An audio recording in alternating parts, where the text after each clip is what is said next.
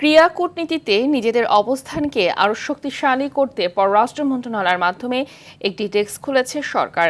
এ বিষয়ে বাংলাদেশের অবস্থানকে আরও মজবুত করতে প্রধানমন্ত্রী কন্যা জাইমা রহমানকে কাজে লাগাতে চায়।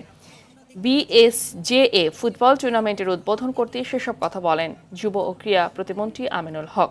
এদিকে কোচ নিয়োগে বাফুফেকে যে কোনো ধরনের সহযোগিতা করতে প্রস্তুত মন্ত্রণালয়।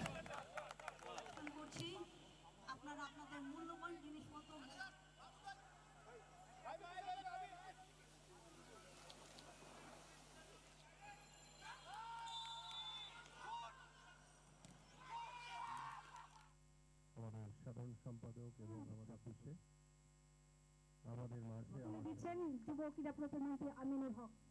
উনি যদি এটার দায়িত্ব নিয়ে যদি কাজ করেন তাহলে আমাদের জন্য অনেক বড় একটা উৎসাহের যে একটি জায়গা তৈরি হবে। স্পোর্টস ডিপ্লোমেসির মাধ্যমে যে একটি দেশের সাথে একটি আন্তরিকতা, একটি ভ্রাতৃত্ববোধ তৈরি করা যায়, এবং ইতিমধ্যে কিন্তু আমাদের পররাষ্ট্র মন্ত্রণালয়ের একটি স্পোর্টসের একটি উইংস খোলা হয়েছে স্পোর্টস ডিপ্লোমেসির জন্য। সো সার্বিকভাবে আমাদের মাননীয় প্রধানমন্ত্রীর নির্দেশনায় আমরা স্পোর্টস ডিপ্লোমেসির মাধ্যমে আমাদের বাংলাদেশের স্পোর্টসে কিভাবে আরও অনেকভাবে অবদান রাখা যায় সেই বিষয়গুলো নিয়ে আমরা কার্যক্রম শুরু করেছি মাত্র।